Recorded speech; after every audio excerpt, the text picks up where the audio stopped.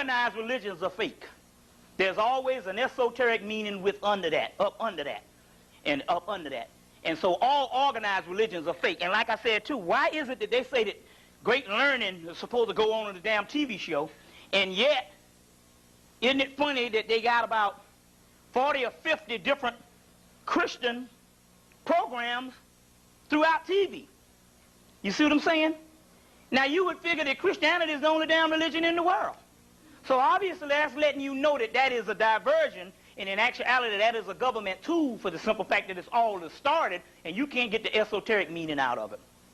Plus also keeping you waiting on a doggone mythical figure that basically did not exist, which is also, that does not exist, and you waiting on this person to come back. You can never understand the potential of the God that is inside of you, as Psalms and John 10:34 says, which means you're waiting on that, and so you are actually giving energy to a person that don't exist. That person is you. The Messiah who is to come is within you. And so what's happening is the reason why we can't rise up is because we're dealing and giving energy to a person that don't exist, because you are directing the energy from you, away from you, out in the open some damn where. You see what I'm saying? And actually empowering the government. That's how they stay afloat, based on you really think they're gods. You see what I'm saying? You really think they're gods and stuff. So that's one thing we need to understand at this particular time, is you have to actually take that energy, the spiritual energy, and actually relocate that energy based on where that energy is supposed to be, and that's basically within you. And that's the only way. And now, it's even gotten to the point now, and so the only way we're going to get out of this is we got to tap into that inner meaning of the God Cross, which I'll go into in a few minutes to try to understand. You got to unlock that which is in you. And a lot of that is not necessarily, although meditation is good, that's the going within, and you must meditate, but another thing is the doggone concept. The concept is the same concept, and when you move out the house, you'll take it upon yourself to say, no, I can't depend on my mother and father no more. I'm going to try to make it on my own. You might fall on your ass a couple of times because it's a trial base, basically throughout all your 20s, you see. But you basically say, I'm going to make it on my own. Well, it's the same thing with the spiritual realm. You have to tap into that particular vessel or the energy which is in you, and basically you do it mentally, and which is the hardest thing, because basically we're always thinking of this God outside of ourselves. And the God that you are thinking and you worship only dwells within you. And this is the concept that we really have to get to, and we'll go back deeper into that as we go on. But as we go on, because we got, let's see, I got 7 pages, so that's pretty good. That's a pretty long lecture. And also, and plus, how many people be thinking of your, I told you on the radio, if you got any questions and answers, how many people need some paper?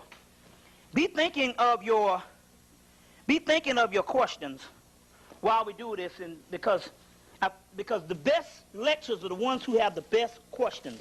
Like I said, when I was in New Jersey and we did 7 hours, it was based on the best questions. So hell, the people paid, they paid money to get in. They said, well, we're going to utilize it, and so therefore, we did 7 hours. And that's because we had to, because they gave, we didn't end anything until the people were sure that they had some type of understanding. You understand where I'm coming from? So be thinking of your questions, and I'll get out some paper. And I'll get out some paper,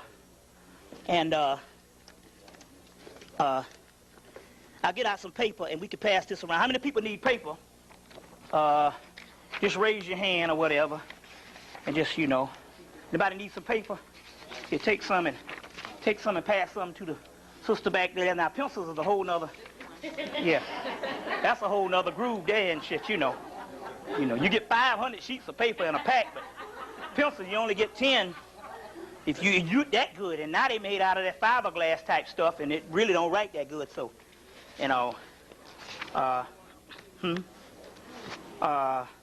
So anybody, somebody might have some stuff. So as we go on, we're gonna cover a lot of things, but the best lectures is the ones that you make. Why? It's not because, it's not one, and I might stress this again, like I said, my eye, for the people that just walking in, I know you have to look at this nasty looking Idaho lecture, but My eye just woke up and it was just weight. So you basically, I probably roll up or hit my hand or something, you know. But anyway, I didn't know until a person said it about, looked at it about 3 o'clock that afternoon. So basically, it has no feeling, or it has no type of, I can see just as straight. So it's just, it looks worse than what it really is. It takes about 4 days to go away. Also, these are free and you should utilize them. They're all over town. You can get them at 7 Under. Just about all the metaphysical bookstores have these, and these are free newspapers on the, it's called the Aquarian, the Signs of the Times, Aquarius magazine. And these have a lot of information in it. One of the articles, and I think you can still get this one because it's from August 1996, so you can still get it, is this article called The Secrets of the Sphinx by Graham Hancock. So this is a good article on the Sphinx up in here, and not only that, also too, I think you need to advertise up in there too, because you know they got that whole spread with all the books though. So this is some things you also need to get too. So let's deal with some things, and then we'll cover things as we go on. First of all, like I said before, this whole welfare thing. First of all, he signed the bill on August the 22nd. That is the eve of August the 23rd. The 23rd is one of our lucky numbers. It's one of the numbers of Sirius. The 23rd, because 2 and 3 makes 5, and 5 is also the number of Mars, and Mars is also the number of the warrior god. So the heliacal rising, see, I eat this granola now, I'm spitting. The heliacal rising of Sirius starts on July 23rd, and I think it ends somewhere in August. I know dog days. You know when it ends, anybody? Anyway, it's dog days.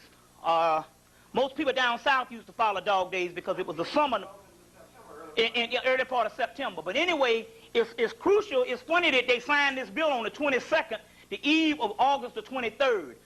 I think it's got you got one last copy of the Cosmic Trigger back there, which goes into the 23rd, also dog days. Dog days are days when people have a lot of spiritual upliftment, especially black people. And that's why those summer months is when Sirius is the closest to the earth, and also the melanin within you and your psychic powers is enhanced more. That's why during the summer months they try to give you more, like I said before, try to give you more concerts, more festivals, more music things, more this, more that, to cool you out. Because these are days that you can have out-of-body experiences in dog days. And also during Christmas. And that's the reason why you eat more turkey and more ham and more bullshit during Christmas, was because those are days that they know that you can have spiritual upliftments in the dead of winter and in the dead of summer. You see what I'm saying? In the rising of summer. Christmas, some of those days, is days too, those spiritual days, which would be the winter solstice. And the summer is the summer solstice, and you have the spring equinox and the fall equinox. Always plan spiritual things around those particular days. So let's give a good date. The book, The Lion Path, I think you got one left, but they have, let's see the next spiritual days that, well, hell, I don't know, this is the day to play the lottery if you're going to do the shit, you know. Let's see the next date. There's certain dates that certain portholes open up, and it's spiritual days that you're supposed to basically utilize those particular days. So the next one is going to be, let's see, 96. We got one on the 19th. That's already passed. It don't really matter. One is on November 18th is a spiritual day of 1996. November 18th is a spiritual day. Mark that down, which is interesting because, like I said, they're going to celebrate, Israel is going to celebrate its 3,000-year birthday, 3,000 or 2,000, I think it's 3,000-year birthday in November. So that's spiritual for us for the simple fact, 3,000 years ago wasn't no such thing as no European Jew that crawled up out of Spain that was converted in there by the Moors. You understand what I'm saying? It was the same Negroes that came up out of Egypt, so-called, quote unquote. You see what I'm saying? So therefore, this should be a very significant day for energy or whatever. You never really know, for the simple fact that it's hit or miss, because like we said, we don't know if this is February. We don't know if this is whatever date this is. We really don't know. We just know it's the summertime, so we go by seasons. Summer, winter, fall, and that's basically how you can tell what time you're in. Not necessarily the date, but actually by the season. Summer, winter, fall, spring, or whatever. And basically, hell, that's the same way the animals do it. You see what I'm saying? It really makes no difference. So therefore, that's what throws us off all the time. I've been caught up in that a million times my damn self. But anyway, it's funny that he signed this particular bill at this particular time, knowing damn well that if they cut out the welfare, they already know that if they cut out the doggone welfare, and all, which is probably good also too, because I'll explain something in a few minutes, but knowing doggone well that their thing is they're not going to give out any jobs. So that'll be the last time you'll see some jobs around here. Hell, you can't get jobs now with welfare. You think the hell when you think you're going to get some jobs when you think you're going to get some jobs after they cut out the welfare? And I know we make arguments about an endless cycle and all this kind of thing here, but basically, when you really see the brothers and sisters that really need this assistance, there's no way in hell. We're talking about a people that we forgot. We're talking about a people that we forgot. You see what I'm saying? A people that have. I mean, do yourself a favor. Go down Simpson Street, and turn off down any one of those streets, like Sunset. Go down Sunset, because part of Sunset is where Martin Luther King used to live. Another part is like the land that time forgot. It looked like something in fucking bedrock. I mean, unbelievable. And if you see this horrific deterioration of black people, you know doggone well that anything that this man wants to do with our people, he's going to do it for the simple fact that we don't want to be nowhere around them. So the people that can help these particular people, you never even see these people in their life. So therefore, don't say and depend on the government to get your people out of anything when we don't do things either. So the government is going to do what the government is going to do. And basically, as more people you got homeless, more people you got in concentration camps. You see what I'm saying? In concentration camps, when we get into certain amount of things. But spiritually, what's that? Yeah. Spirit says, because we want to know what happened to the people. Mm-hmm. Listen, when you get to that part, Sister Shakur is here. Okay, we'll find out. I have a message from the angels. Okay, cool. We're going to deal with all that because it's a family gathering. Ain't nothing formal ever going on in this shit. We suspend all egos and stuff. This is family gathering and ain't nothing formal about it and stuff. Like we say, listen to what we say instead of how we say it. And that's the key, how we've been duped all these years, of how we say it. You see, like the white boy called in and was saying about, nigga this, nigga that. I'm saying, man, no, listen to what I say, not how I say it. And the same damn thing, like I said, when I was at Benedict College and stuff, and we would have these guest speakers would come in, they'd give them $10,000 to come in, and they would speak about nothing, just uplift a nigga. You know? And talking about nothing. You got to have some Pierre Cardins on your feet. That was the shit back in 1980. And you got to have some Stacey Adams. No, what the hell has that got to do with any kind of shit? But that's how they say, don't listen to how I say it, but what I say. And that's what Elijah Muhammad used to say. Don't listen to the way I said it, but what I said. You see what I'm saying? So that's the key right there. And that's called, like I said before, that's called, there's an art to good public speaking. There's an art. And everything here is done on a art, like a cult. You see what I'm saying? Psychologically. And that's the art of the preaching, the art of all that. It's like the Pied Piper. You understand what I'm saying? So it's the art to all of that. So now, dealing with this, one good part about the welfare is we can actually say that basically, even Farrakhan said this a couple of years ago, that the Pharaoh has let you go. You understand what I'm saying? So spiritually, we're talking about there's no strings attached. So when they make these bold moves, we're talking about junctures in history that you can actually go by. If you take every book in the Bible and read it like it's going on today. There's nothing in the Bible that happened historically whatsoever. If you go to damn Egypt, they got the same story. If you go to Persia, they got the same story. You understand what I'm saying? None of that happened in history. The scholars told you that the last 6, 7 years, that they can't find shit in history. That's why they said it's what, over a couple thousand grave mistakes in the Bible. You understand what I'm saying? Nothing happened. So that's because the Bible is a book that is supposed to be read now. Your book of Matthew is supposed to be read now. Your book of Exodus is a book that's supposed to be read now. You see what I'm saying? The book of Psalms read now, and that's the key. The reason you can just go right to your Bible. I mean, it's one thing to buy all the books, but it's another thing you can go right to a book that you have been trained on. And let me drink some water that you've been trained on. And basically, you're supposed to read these books now. You see, that's the key. So when they're saying Pharaoh let you go, they're not talking about 2,000 years in Egypt because that never happened. They're talking about now. So hell, he's saying no affirmative action. You understand what I'm saying? He's saying no welfare, and they're talking about these are things that you can actually trace now. And what happened? When the Pharaoh let them go, what happened? The damn Jews or the black Hebrews at that time, they didn't want to leave.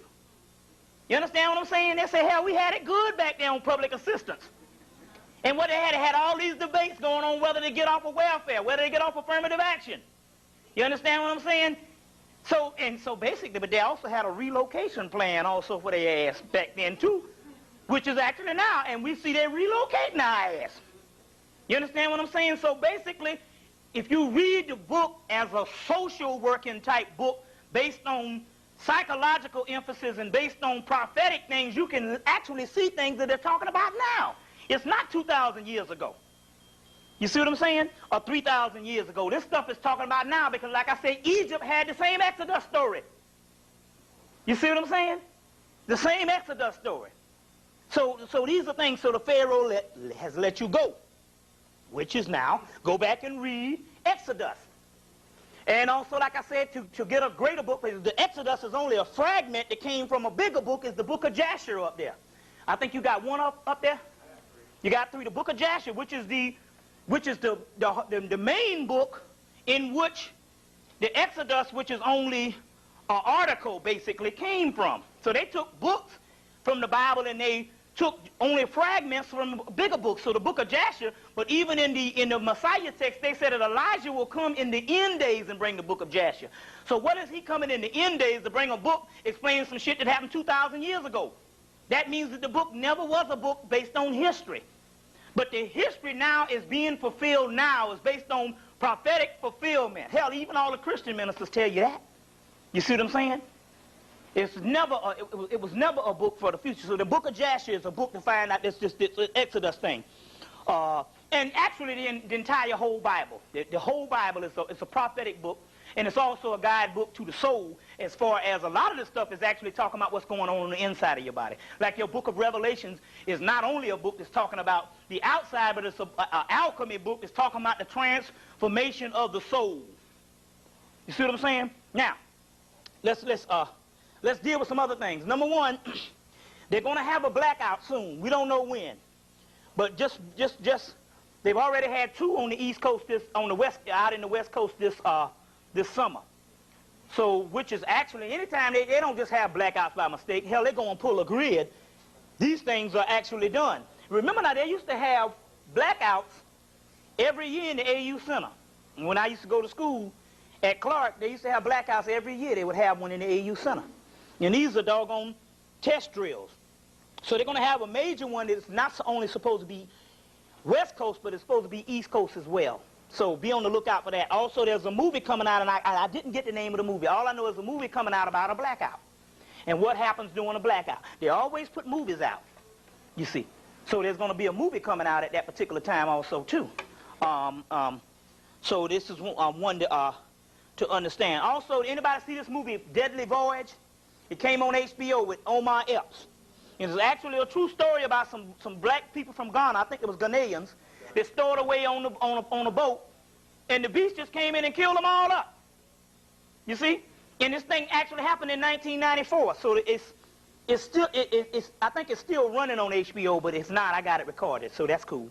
We could also get one. But it's also talking about, you know, how they just killed up all these Africans. It was about 7 or 8 of them, and they just killed them up. All because the governments around the world said it was going to charge them, what, a $40,000 or something if they had any stowaways on the boats. So they said, well, hell, instead of getting charged, we'll just kill them. So this is some things that actually happened.